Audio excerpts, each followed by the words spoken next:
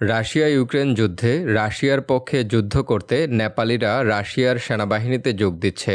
সেটি অনেক পুরাতন খবর।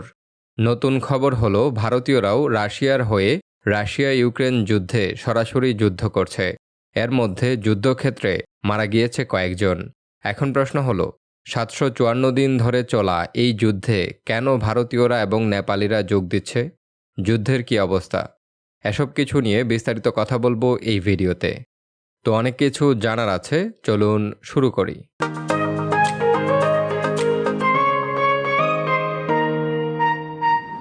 প্রথমেই সংশ্লিষ্ট মানচিত্রগুলো দেখে নেব।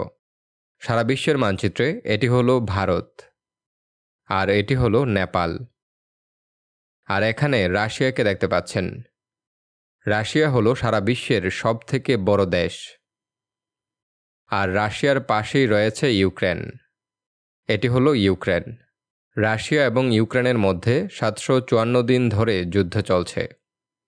নেপাল এবং ভারতের বিষয়টিতে যাওয়ার আগে বর্তমানে রাশিয়া এবং ইউক্রেন যুদ্ধের কী অবস্থা তা জেনে নেওয়া যাক।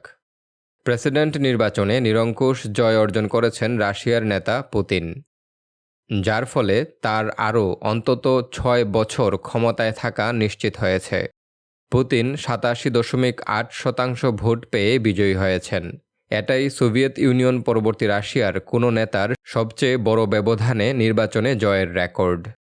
যুক্তরাষ্ট্র, যুক্তরাজ্য, জার্মানি এবং অপর কয়েকটি দেশ বলছে এই নির্বাচন অবাধ এবং নিরপেক্ষ ছিল না, কারণ বেশ কয়েকজন রাজনৈতিক প্রতিপক্ষকে কারাবন্দী করা হয়েছে এবং বিরোধীদের কণ্ঠ রোধ করা হয়েছে। চীন সহ বিশ্বের বেশ কিছু দেশ পশ্চিমা নেতৃত্বকে মেনে নিতে চায় না। মূলত এই দেশগুলোই পুতিনের বিজয়ে উপকৃত হয়েছে বলে মনে করছেন বিশ্লেষকরা। চীনের প্রেসিডেন্ট শি জিনপিং ২ বছর আগে ইউক্রেনের বিরুদ্ধে রাশিয়ার আগ্রাসনের শুরু থেকেই পুতিনের পাশে ছিলেন। তিনি দুই দেশের পূর্বঘোষিত সীমাহীন বন্ধুত্বপূর্ণ সম্পর্ক থেকে সরে আসেননি। শি জিনপিংয়ের এই অবস্থানের কারণে চীনকে বেশ ঝামেলা পোহাতে হয়েছে। তা সত্ত্বেও তিনি পুতিনকে গুরুত্বপূর্ণ কৌশলগত মিত্র হিসেবে দেখেন। এই দুই নেতা মনে করেন বর্তমান বিশ্বে ওয়াশিংটনের বেঁধে দেওয়া নিয়ম নীতি এবং মূল্যবোধ আধিপত্য বিস্তার করছে, যা অন্যায়। মস্কোর সঙ্গে স্থিতিশীল সম্পর্ক চীনকে তাইওয়ান ও দক্ষিণ চীন সাগরের মতো বিষয়গুলোর দিকে নজর দেওয়ার সুযোগ দেয়, যা চীনের জন্য গুরুত্বপূর্ণ। পুতিনের বিজয় অন্যান্যদের মধ্যে উত্তর কোরিয়ার নেতা কিম জং উনের জন্যও স্বস্তির। সম্প্রতি তিনি ক্রেমলিনে এসে পুতিনের সঙ্গে দেখা করেন। মার্কিন বিধিনিষেধে জর্জরিত ইরানও রাশিয়ার সঙ্গে সম্পর্কের বিস্তার ঘটাচ্ছে। রাশিয়ার কাছে ড্রোন এবং গোলাবারুদ বিক্রি করে ইরান, যার ফলে পুতিনের শাসনামল ইরানের জন্যেও ভালো খবর। ভারত যুক্তরাষ্ট্রের সঙ্গে সম্পর্কের উন্নয়ন ঘটিয়েছে এবং ইউক্রেনে শান্তির আহ্বান জানিয়েছে, কিন্তু তা সত্ত্বেও রাশিয়ার সঙ্গে লেনদেন কমায়নি দেশটি। পশ্চিমে পুতিনকে একজন স্বৈরাচারী শাসক এবং হত্যাকারী হিসেবে চিত্রায়িত করা হয়। ইউক্রেনের প্রেসিডেন্ট জেলেনস্কি বলেন পুতিন চিরজীবন ক্ষমতায় থাকতে চান এবং এই নির্বাচন অবৈধ। ২০২২ থেকে শুরু হওয়া এই যুদ্ধে এখন পর্যন্ত রাশিয়াই সফল বলা যায়। ইউক্রেনের ২০% ভূখণ্ড এখন রাশিয়ার দখলে রয়েছে। রাশিয়া ইউক্রেন যুদ্ধের ৭৫৪ দিনে এসেও ইউক্রেনের বিভিন্ন জায়গায় হামলার ঘটনা ঘটেছে। আজ ইউক্রেনের বিমান প্রতিরক্ষা ব্যবস্থা ২২টি রুশ ড্রোনের মধ্যে ১৭টি ভূপাতিত করেছে। এছাড়াও রাশিয়া উত্তর পূর্ব ইউক্রেনে ৭টি ক্ষেপণাস্ত্র নিক্ষেপ করেছে। অন্যদিকে ইউক্রেনের প্রেসিডেন্ট আমেরিকার দিকে চেয়ে আছেন অর্থের জন্যে, কারণ $৬০ বিলিয়ন সামরিক সহায়তা মার্কিন যুক্তরাষ্ট্রের কংগ্রেসে রিপাবলিকানরা আটকে দিয়েছে। অন্যদিকে ফ্রান্স এবং জার্মানি ইউক্রেনে তার সেনা পাঠানোর সিদ্ধান্তের বিষয়টি থেকে সরে এসেছে। অর্থাৎ ইউক্রেন এখন চাপের মধ্যেই আছে বলা যায়। এবার ভারতীয় এবং নেপালিদের যুদ্ধে যোগ দেওয়ার বিষয়টি নিয়ে কথা বলবো। ভারতীয় সংবাদ মাধ্যম দ্য হিন্দুর প্রতিবেদনে বলা হয়, গত বছর রুশ সেনাবাহিনীতে প্রায় ১০০ জনের মতো ভারতীয়ের নিয়োগের সংবাদ পাওয়া গিয়েছিল। তাদের মধ্যে অন্তত ৩ জনকে সেনাদের হেল্পার হিসেবে ইউক্রেন সীমান্তে যুদ্ধ করতে বাধ্য করা হয়েছিল। কয়েকজন ভারতীয় শ্রমিক মস্কোয় নিজেদের দেশের দূতাবাসের সামনে জড়ো হয়ে সরকারের সহায়তা চেয়েছিলেন। অভিযোগ উঠেছে ভারতীয় দূতাবাসকে বারবার অনুরোধ করা সত্ত্বেও তারা সাহায্যের হাত বাড়ায়নি। সুফিয়ান নামের একজন ভারতীয় নাগরিক রাশিয়া থেকে তার পরিবারের কাছে একটি ভিডিও পাঠিয়েছেন, তাতে তার পরনে সেনাবাহিনীর জংলা ছাপের পোশাক ছিল। তিনি জানিয়েছেন, গত বছর দুবাইয়ে একটি প্রতারণা চক্রের এক সদস্যের সঙ্গে তাদের আলাপ হয়েছিল। ওই ব্যক্তি মাসে 2 লক্ষ টাকার বিনিময়ে নিরাপত্তা রক্ষীর কাজের প্রলোভন দেখিয়েছিলেন। 23 ডিসেম্বর ভারত থেকে পর্যটকের ভিসা দিয়ে তাদের রাশিয়ায় পাঠিয়েছিল নিয়োগকারীরা। তার আগে সিকিউরিটি ডিপোজিট হিসেবে তাদের 3.5 লক্ষ টাকা করে দিতে হয়েছিল ওই নিয়োগকারী সংস্থাটিকে। কিন্তু রাশিয়ায় পৌঁছানোর পর তাদের স্বপ্ন ভেঙে গিয়েছিল। ওয়াগনার গোষ্ঠীতে যোগ দিয়ে তাদের যুদ্ধে যেতে বাধ্য করা হয়েছিল। ভিডিওতে সুফিয়ান বলেন, তারা বর্তমানে কোথায় আছেন সেই সম্পর্কে তাদের কোনো ধারণা নেই। শুধুমাত্র এই 6 জনই নয়, ইউক্রেন যুদ্ধ চলাকালীন আরও অন্তত 60 জন ভারতীয়কে জোর করে রুশ বেসরকারি সেনায় ভর্তি করা হয়েছে। ইউক্রেনের সীমান্তবর্তী যুদ্ধবিধ্বস্ত এলাকাগুলোতে তাদের মোতায়েন করা হয়েছে। দেশের সঙ্গে যোগাযোগ করারও কোনো উপায় নেই তাদের। অনেকে রুশ সেনাদের কাছ থেকে মোবাইল নিয়ে পরিবারের কাছে বার্তা পাঠিয়েছেন।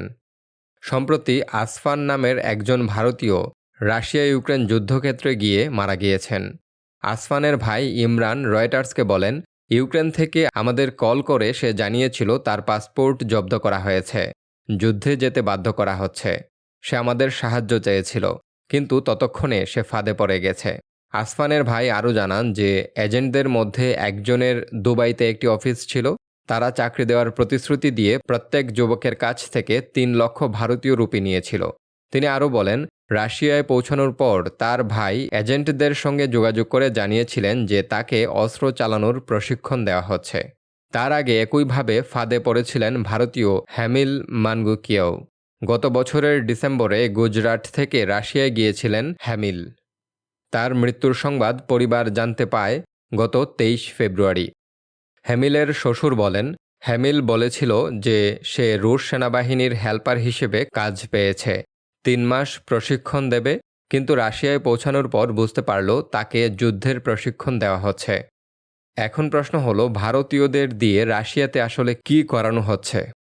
ভারতীয়দেরকে বলা হয়েছিল যুদ্ধ করতে হবে না, কিন্তু ইউক্রেনে পাঠানোর আগে তাদেরকে রাইফেল সহ অন্যান্য অস্ত্র চালানোর প্রশিক্ষণ দেওয়া হয়। যুদ্ধক্ষেত্রে তারা পরীক্ষা খননের পাশাপাশি গোলাবারুদ বহন করতেন। এখন প্রশ্ন হলো, ভারতীয়রা কাদের মাধ্যমে এই রাশিয়ার সেনাবাহিনীতে নিয়োগ পান? ইউটিউব সহ বিভিন্ন সামাজিক যোগাযোগ মাধ্যমের পোস্টে রাশিয়ার চাকরির পাশাপাশি সেখানে স্থায়ীভাবে থাকার প্রস্তাবও দেয়া হয়। সেই ফাঁদে পড়ে আসফান রাশিয়ায় পাড়ি জমান। অর্থাৎ দুবাইয়ের কিছু দালালের খপ্পরে পড়ে উচ্চ বেতনের চাকরি এবং রাশিয়ান পাসপোর্টের আশায় রাশিয়ায় পাড়ি জমান তারা। কিন্তু মস্কোতে পৌঁছানোর পর তাদের রুশ সেনাবাহিনীর হাতে অস্ত্র চালানোর প্রশিক্ষণ দেওয়া হয়। তারপর তাদেরকে পাঠিয়ে দেওয়া হয় যুদ্ধক্ষেত্রে। এখন প্রশ্ন হলো, ভারতের সরকার কি বলছে? ভারতের পররাষ্ট্র মন্ত্রণালয়ের মুখপাত্র রণধীর জয়সওয়াল গণমাধ্যমকে বলেছেন, আমাদের জানা মতে অন্তত 20 জন এমন পরিস্থিতিতে পড়েছেন। তাদের ফিরিয়ে আনার সর্বোচ্চ চেষ্টা করছি। প্রতিবেদনে বলা হয়, কয়েকটি ট্রাভেল এজেন্সিতে অভিযান চালিয়ে মানব পাচারে জড়িত থাকার অভিযোগে কয়েকজনকে আটক করা হয়েছে। এসব এজেন্সির বিরুদ্ধে ইউক্রেনের রুশ বাহিনীর পক্ষে যুদ্ধের জনবল সংগ্রহের অভিযোগ উঠেছে। কয়েকটি এজেন্সি সংবাদ সংস্থা এএফপিকে বলেছে, মিথ্যা প্রলোভন দেখিয়ে তারা বেশ কয়েকজনকে সম্মুখ সমরে যুদ্ধের জন্য রাশিয়ায় পাঠিয়েছে। ভারতের কেন্দ্রীয় তদন্ত সংস্থা সিবিআই এক বার্তায় বলে, ইউটিউবের মতো জনপ্রিয় মাধ্যম ব্যবহার করে পাচারকারীরা লোভনীয় চাকরির প্রস্তাব দিয়ে স্থানীয় এজেন্টদের মাধ্যমে ভারতীয়দের রাশিয়ায় পাঠাচ্ছে। সিবিআই এই চক্রের 4 সন্দেহভাজনের নাম বলেছে। এর মধ্যে আছে দুবাইয়ের এক এজেন্ট। ভারত সরকার আহ্বান জানিয়েছে যে এই ফাঁদে পা না দেওয়ার জন্যে। রাশিয়া কি বলছে? রাশিয়া এই বিষয়ে মন্তব্য করতে রাজি হয়নি। ভারতের মতো দুঃখজনক ঘটনার সাক্ষী প্রতিবেশী দেশ নেপালও।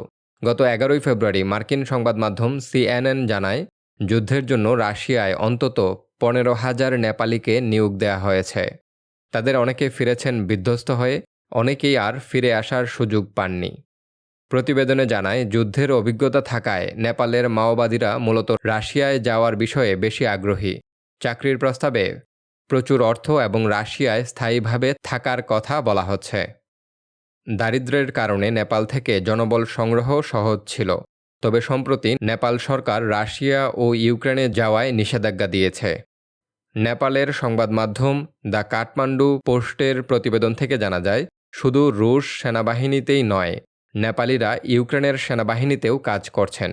তবে রুশ বাহিনীতে নেপালিদের সংখ্যা বেশি, ইউক্রেনের বাহিনীতে তাদের সংখ্যা তুলনামূলকভাবে কম। অর্থাৎ নেপালিরা একে অপরের বিরুদ্ধে যুদ্ধ করছেন উচ্চ বেতন এবং রাশিয়ায় স্থায়ীভাবে থাকার জন্যে। নেপালের সরকারের নিয়মকানুন কি বলছে? ইউক্রেনে রুশ হামলার নিন্দা জানিয়েছিল নেপাল সরকার এবং তারা পশ্চিমা দেশগুলোর পাশে দাঁড়িয়েছিল। নেপাল এখন বলছে যে তাদের নাগরিকদের রুশ সেনাবাহিনীতে যোগ দেওয়ার বিষয়ে কোনো তথ্য তাদের কাছে নেই। 1947 সালে নেপালি নাগরিকদের বিদেশি সেনাবাহিনীতে নিয়োগের বিষয়ে ব্রিটেন, নেপাল এবং ভারতের মধ্যে একটি ত্রিপক্ষীয় চুক্তি স্বাক্ষরিত হয়েছিল। চুক্তিতে স্পষ্টভাবে উল্লেখ করা হয়েছিল যে নেপালি নাগরিকদের ভারতীয় ও ব্রিটিশ সেনাবাহিনীতে নিয়োগ দেওয়া যাবে। একই সাথে এটিও উল্লেখ করা হয়েছিল যে নেপালিদের যারা তাদের সামরিক বাহিনীতে নিয়োগ দেবে সেখানে তাদেরকে ভাড়াটে সৈন্য হিসেবে গণ্য করা যাবে না। এর বাইরে অন্য কোনো দেশের সেনাবাহিনীতে যোগদানের ক্ষেত্রে নিজ দেশের নাগরিকদের সমর্থন করার কোনো নীতি নেপাল সরকারের নেই। অর্থাৎ অনেক ভারতীয় এবং নেপালিরা রাশিয়ায় ভালো বেতনের চাকরির লোভে এবং সেখানে স্থায়ীভাবে বসবাস করার লোভে রাশিয়াতে পাড়ি জমাচ্ছেন, কিন্তু সেখানে তাদেরকে সরাসরি যুদ্ধক্ষেত্রে পাঠিয়ে দেওয়া হচ্ছে, আর এর ফলে অনেকেই মারা যাচ্ছেন। এ বিষয়ে আপনাদের মন্তব্য কমেন্ট বক্সে জানাতে পারেন। ধন্যবাদ।